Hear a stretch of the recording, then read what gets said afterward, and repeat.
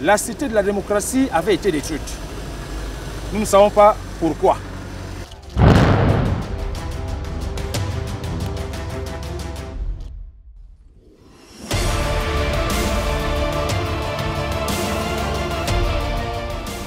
Ce qui faisait que le Gabon organisait les grandes conférences internationales sous les bâches.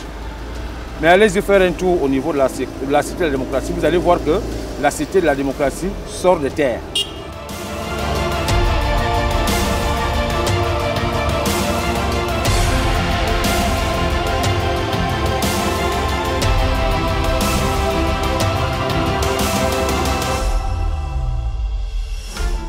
J'avais répondu à nos partenaires disant que lorsque on aime un pays et qu'on est responsable de ce pays, on doit avoir des ambitions. Et c'était tout à fait louable que le président ait eu cette idée, que tout en indiquant les étapes de la transition pour revenir à la normalité, qu'il ait en même temps des projets. Vous savez, lorsque il a été décidé de construire la Tour Eiffel en France, les voiries de Paris n'étaient pas celles qu'on voit aujourd'hui. La Tour Eiffel fait la fierté de la France. C'est une fierté que la cité de la démocratie retrouve ses lettres de noblesse.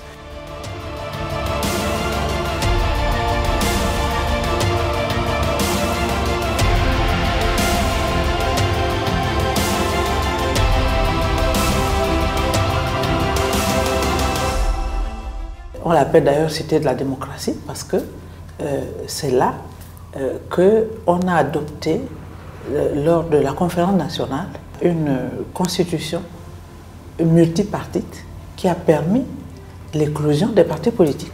Et puis, cela a permis aussi de donner une autre image au Gabon, à l'international, parce que cette cité a accueilli un grand sommet. Donc, c'est un site historique qui a été détruit, nous ne savons pas pour quelle raison.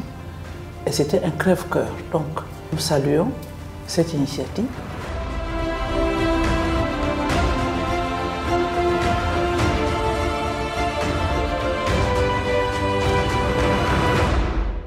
La cité de la démocratie inclut 3 bâtiments, dont une salle de conférence, une salle de banquet et un pavillon présidentiel.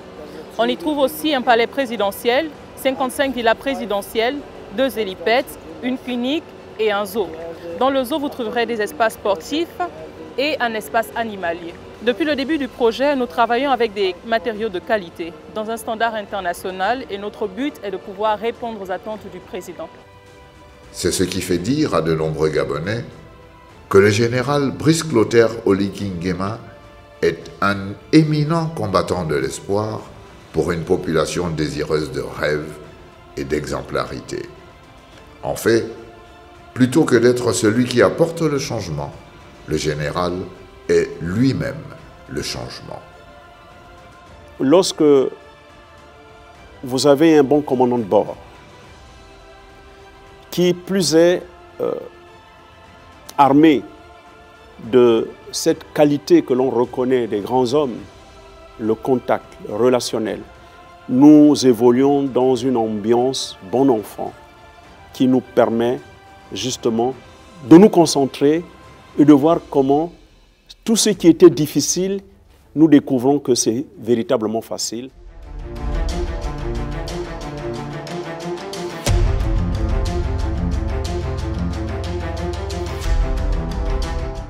Et pour résoudre le problème d'embouteillage, vous avez dû constater qu'il y a un grand chantier qui se déroule au niveau de l'entrée du camp de Gaulle.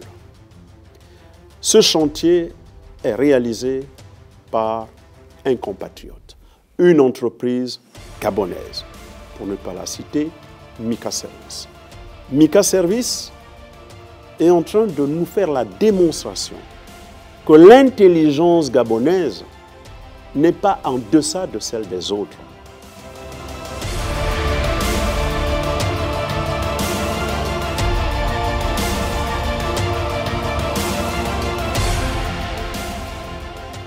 Son travail, c'est le terrain. Il sillonne les quartiers, l'arrière-pays. Il visite les chantiers, retrousse les manches, truelle à la main, il se fait ouvrier de service pour une cause, bâtir le Gabon. Il est parfois le contremaître qui contrôle l'exécution des tâches, tantôt le contrôleur général qui veille au grain, toujours le patron qui vérifie le bon fonctionnement du chantier. Sa préoccupation principale, sa seule préoccupation profonde, c'est le développement du pays. Par sa façon d'agir dans l'espace politique du pays, il ne se contente pas d'imposer le rythme, il définit également la méthode, contrôle avec exigence et s'assure de la qualité des ouvrages.